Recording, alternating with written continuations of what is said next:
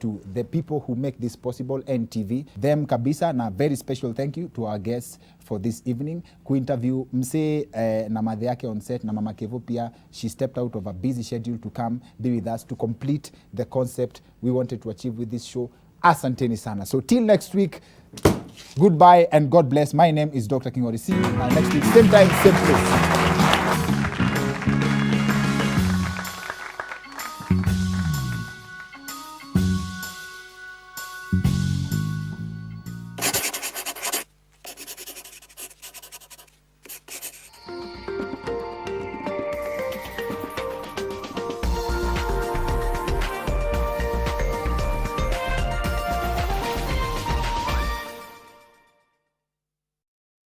26 billion shillings into this program, which has benefited over 1 million members of our society. These programs are all part of an elaborate government strategy to protect our people and to revamp the economy. As you are already aware, recently His Excellency the President unveiled an 8-point economic stimulus package valued at 53.7 billion shillings to aid in boosting the recovery of the economy. These are all efforts targeted at mitigating the impact of the pandemic. However, all these initiatives are predicated on how our coronavirus infection curve behaves. If the curve rises exponentially, it will certainly undermine whatever initiatives the government has put in place to revamp the economy. Fellow Kenyans, I want to remind us all that the behavior of the infection curve, the trajectory that this curve will take, is totally dependent on our behavior as a people. Each of us has a role to play. Adopting responsible social behaviors to break the transmission chain of the virus is of vital importance. We must therefore continue to strictly observe the containment measures and obey the advisories issued by the government from time to time. Let me remind you that health is the central problem that we must deal with. If we can fix it, all the others will quickly reset themselves. Fixing it requires that we deal with the spread of infections, which is the key plank in combating this pandemic. Let me now move to the COVID-19 statistics. Over the last 24 hours, we have tested 1,574 samples, of which 74 have tested positive. The total number of positive cases now stands at 1,962, while the aggregate number of samples tested so far is 78,536. This number of positives is still high, and we must be concerned as a nation. The daily rise demands that we reflect on our attitude and behavior towards the containment measures. The distribution of the positive cases by county is as follows: Nairobi 35, Mombasa 23, Busia 6, Kiambu 2, Kwale 2, Kajiado 2, Uasin Gishu 2, Kilifi 1, Laikipia 1, and Taita Taveta 1. Laikipia becomes the latest county to record a case, bringing the tally of counties affected so far to 34. The distribution of cases by sub-counties is as follows. The 35 cases from Nairobi are from Langata, 19, Embakasi East and Embakasi Central, 3 each, Dagoretti North, Westlands, Embakasi South, 2 each, Kasarani, Kamkunji, Makadara, and Starehe, 1 each. In Mombasa, the 23 cases are from Mvita, 11, Kisauni, 4, Likoni and Nyali, 3 each, and Jomvu and Changamwe, 1 each. In Busia, the 6 cases are from Alupe Mandatory Quarantine Facility, 5, and Malaba Point of Entry, 1. In Kiambu, the 2 cases are from Ruiru, 1, and Limuru, 1. While in Kwale, the 2 cases are from Sambweni, 1, and Lunga Lunga Point of Entry, 1. In Kajiado, the 2 cases are from Kajiado North, 1, and Kajiado Central, 1. In Uasin Gishu, the 1 case is from Tabo. In Kilifi, the 1 case is from Kilifi Quarantine Facility. The 1 case in Laikipia is from Laikipia East. And lastly, the 1 case in Taita Taveta is from the Taveta Quarantine Facility. Out of the 74 positive cases, 55 are males and 19 are females, while the age ranges from 3 years for the youngest and 79 years for the oldest. We are also happy to report that today we have discharged another 14 patients from various hospitals, bringing our total tally of recoveries to 474. Once again, our gratitude goes to our health workers who are working day and night to ensure our people are well managed. On a sad note, we have lost another patient from Kayole to the disease, bringing our total number of fatalities to 64. Our condolences go out to the family and friends of the deceased.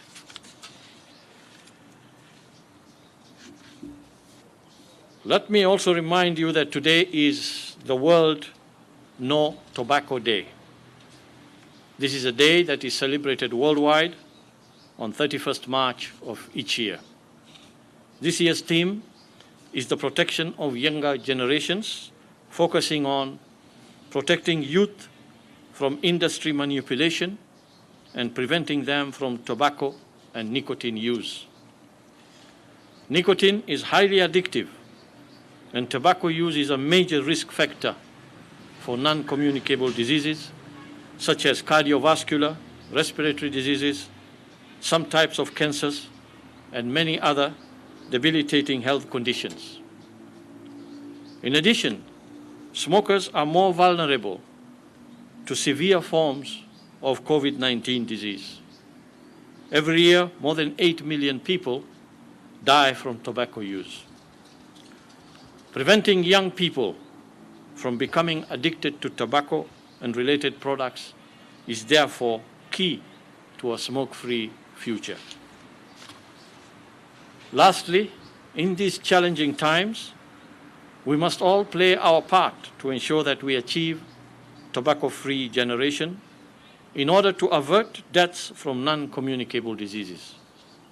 Let me remind you that there is a ban on tobacco advertisement, promotion, and sponsorship under the Tobacco Control Act of 2007, and further remind the enforcement agencies that this ban must be enforced. Thank you.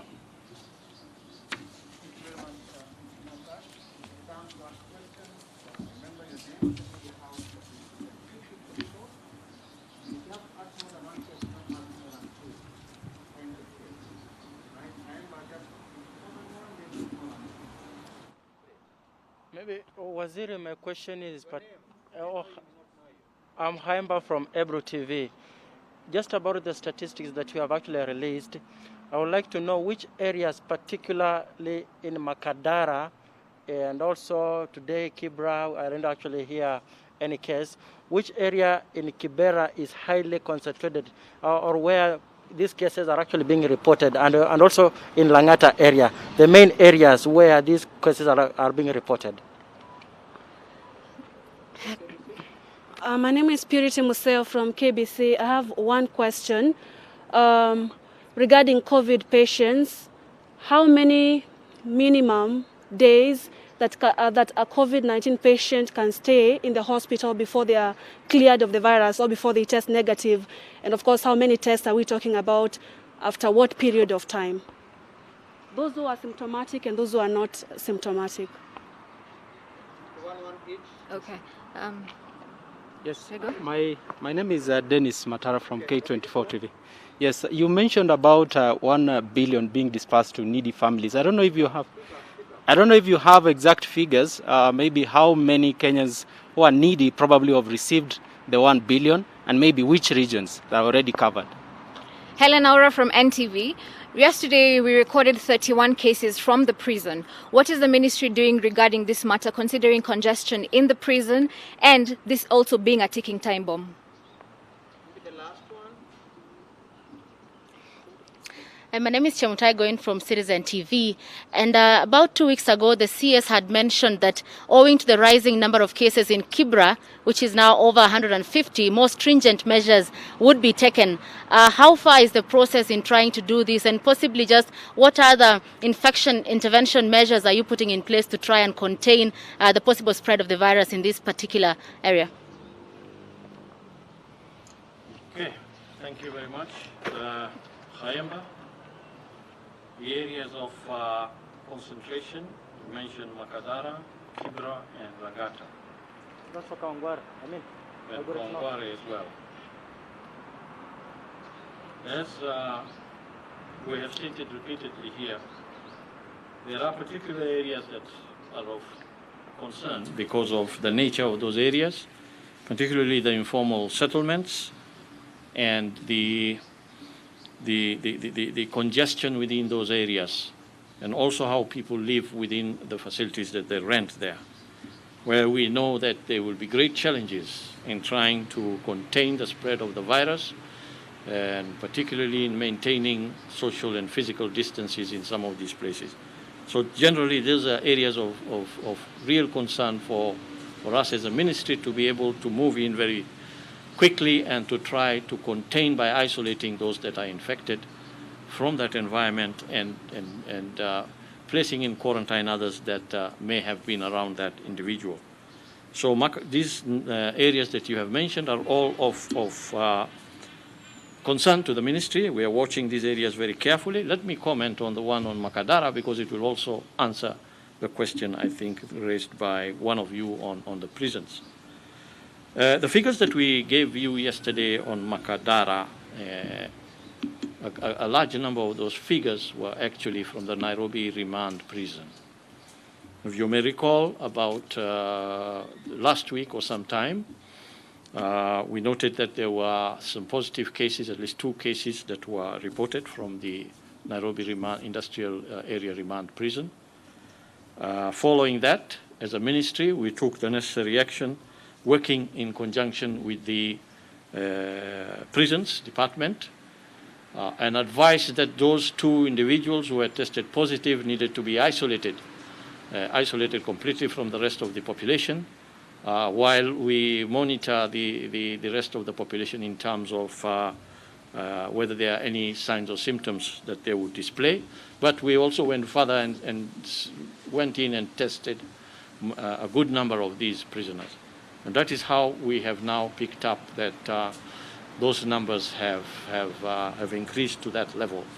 We will continue to watch and work with the correctional department in terms of looking at not only the Makadara remand prison, but generally most of the other prisons within our countries. We know that the remand prison was an entry point because that is a point of interaction between people who have just been arrested from the general population and who are placed there for a while they move to court. That kind of transmission is what we wanted to break, and we have been in consultation with the prison department to see how that transmission can be broken. At least for the remand prison, that means not allowing any further in migration of people who are coming from the general population. Because that is a closed population, we would like to keep it closed, because that is the way we can contain it. Equally with the other prisons, generally they are closed prisons, I would say closed spaces. We have advised, and the correctional facilities have taken the necessary action to stop any interaction, even with family. They have stopped visitations of family to those facilities for the sake of stopping the spread of the virus from outside the prisons to the prisons. So we are working very, very closely with the Department of Prisons, both their technical teams and also their higher levels, to be able to look very carefully at these prisons and make sure that we do not get a spread of the virus that we will not be able to manage in these facilities. Purity KBC, how long do we keep COVID-19 patients in isolation? Because if they're positive, then we put them in isolation, which means they are put in isolation and observed or treated if they are showing any symptoms. Even the asymptomatic ones are put in that isolation facility. Now, we do know that if you look at the asymptomatic ones, the general course of this infection, whether if it is largely remains as a mild infection or an asymptomatic infection, that about 14 days later, the virus in most cases may not be demonstrable in the patient's system.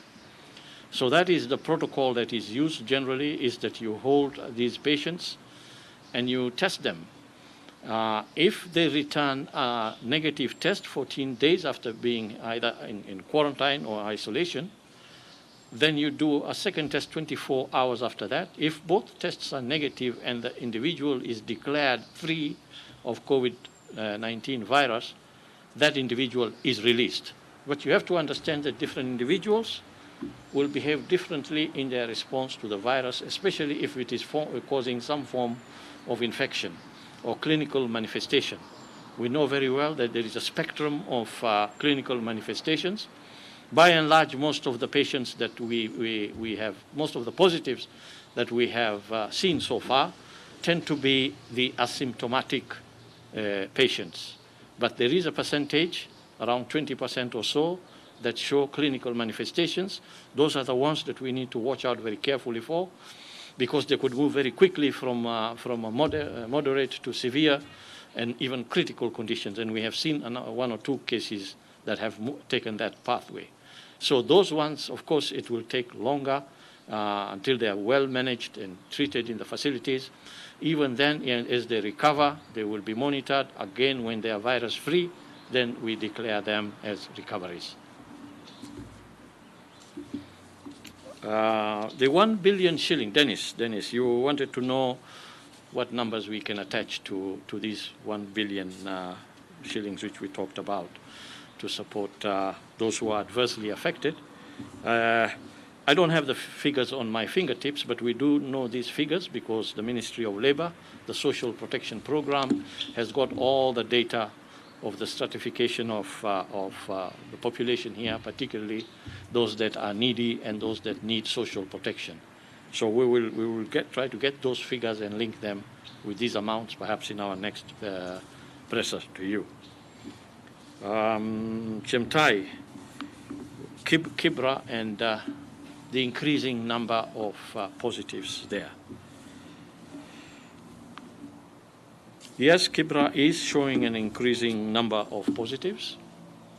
We are very actively following up on these positives. Our rapid response teams, working in conjunction with the Nairobi County health teams, are very actively looking at Kibra, which is within Nairobi, and so it is possible for us as a ministry to work very closely with the county to try to trace all the people that that some of these positives have been in contact with.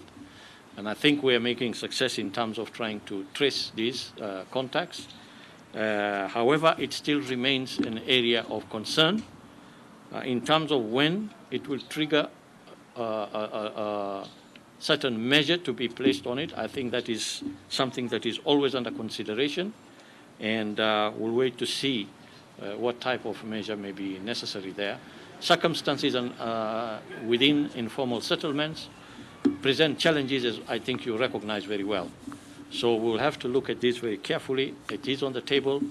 The trigger point, when we feel it is necessary, will be made, decision will be made, and you will become aware of that at that time. I think I have responded to most of the questions. So just one more question before you proceed. Can you give us clarity? You said the incubation period is 14 days.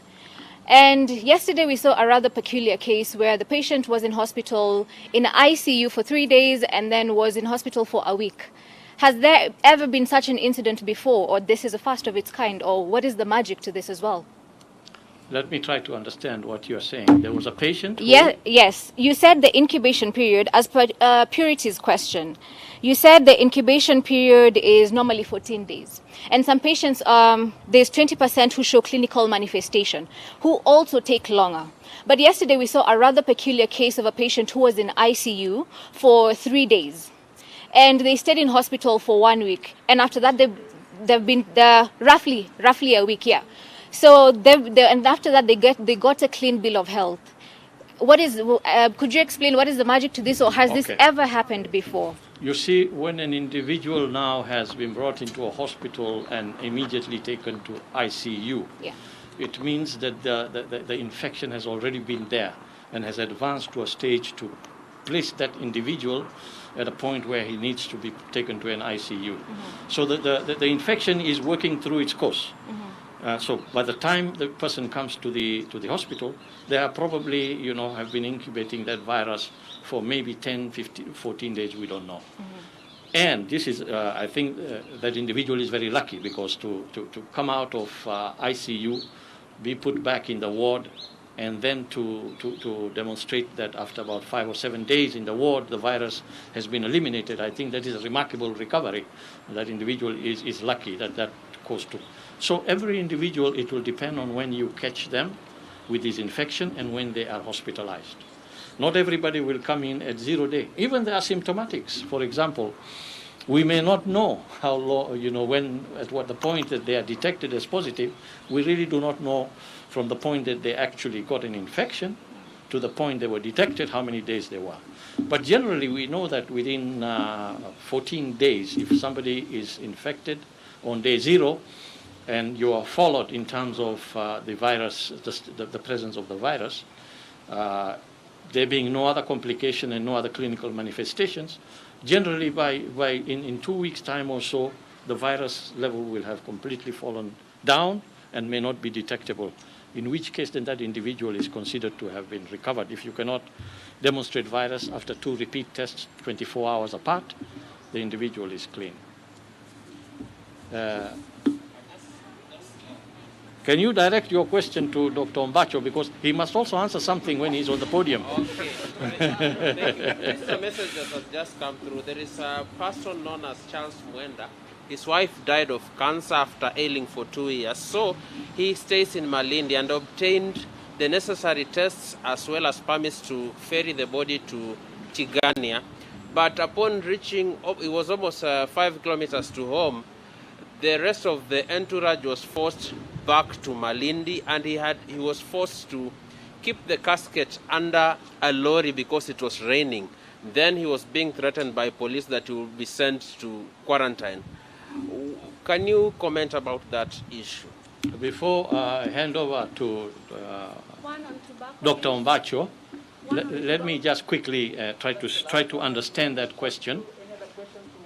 What appears to me is what you're saying is that this individual, Mr. Charles Mwenda, whose wife passed away, and he was ferrying the casket bearing her body back to his home. He had received all the necessary paperwork to take approvals to do that. At some point in the middle of the journey, they were intercepted, and the rest of the team were taken back to Malindi. We need to find out the circumstances surrounding that case, because there may be a story behind that. it could well be that, what happens is when people, in this age of the pandemic, when people die, there may be certain symptoms and other things that might point to COVID-19 also being implicated in that case. This being a cancer patient who's already predisposed, we don't know. I'm not saying that we know, but it could be possible that there's further information that may be there when, upon testing posthumously, maybe, it was found that this individual may be COVID positive, and therefore this intervention may have been taken. It's just my thinking around that. I don't know whether that's the case.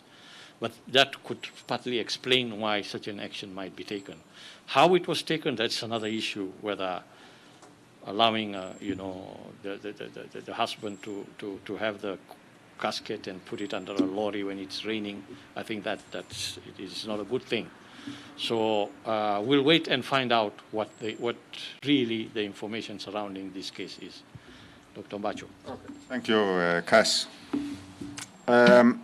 Just to follow from where Cass has indicated, we are aware that we have a protocol. Initially, we had a protocol on COVID barriers, but as it were, we were actually having a new emerging issue. So we realized that even with COVID, there would be also some other people who would be dying, the normal deaths from other diseases. So we have a protocol for COVID and also a protocol for the normal death, because the bodies have got to move from one place to another place. While we don't have factors to what was happening, but there are a few things which are just constant. That there should be a number of people who are supposed to accompany the body from any given place to the burial place. And that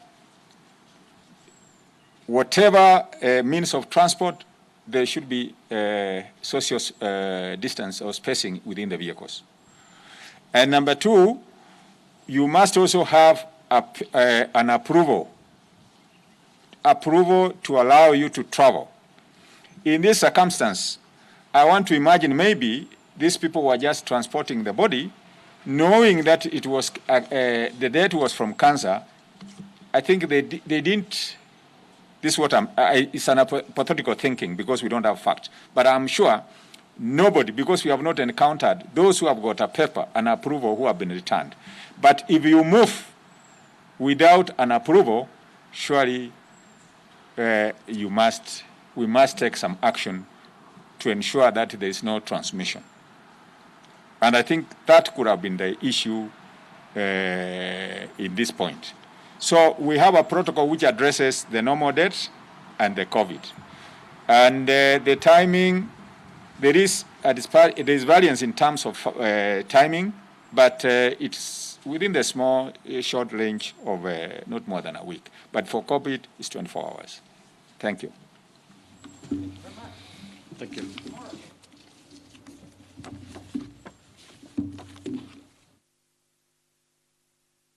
Okay, signature, Cynthia.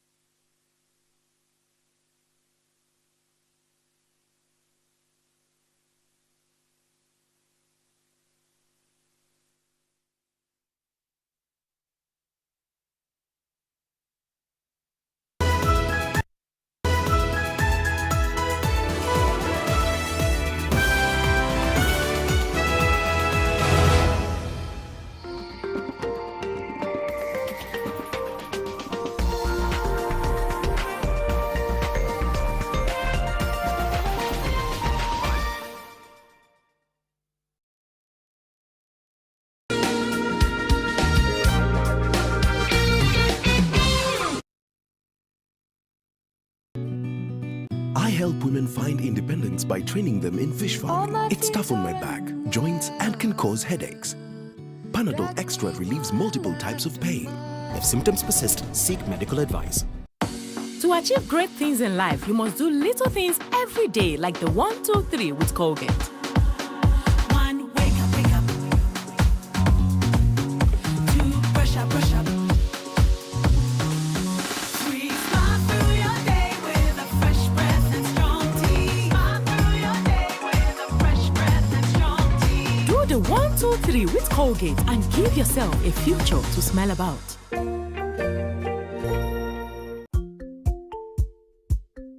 Education is key. Education.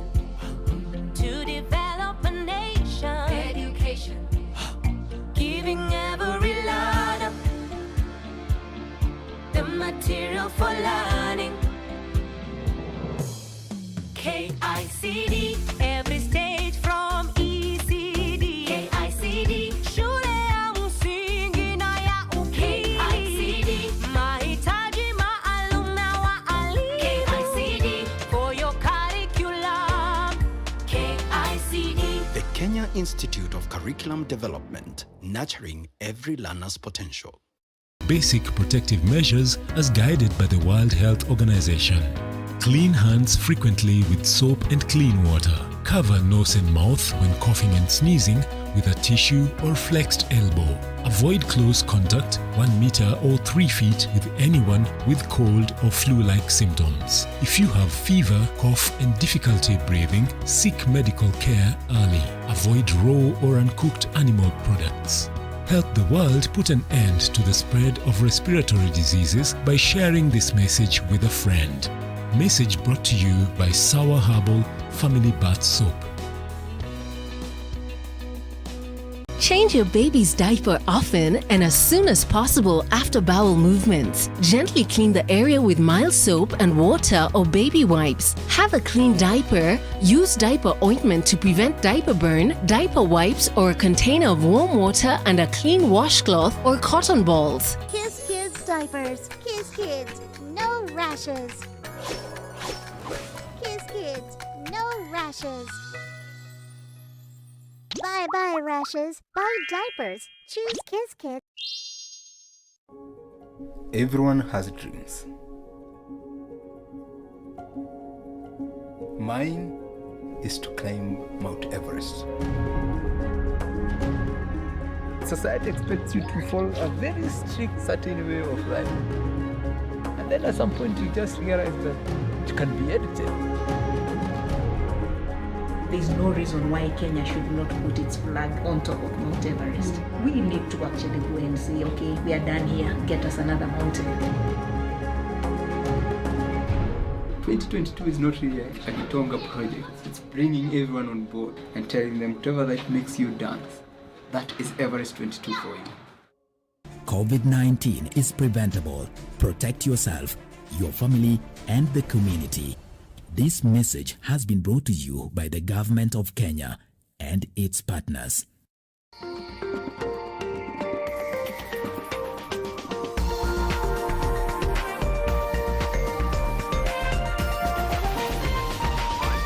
NTV, turning on your world. The following program has been rated PG. It may contain scenes unsuitable for children under the age of 10.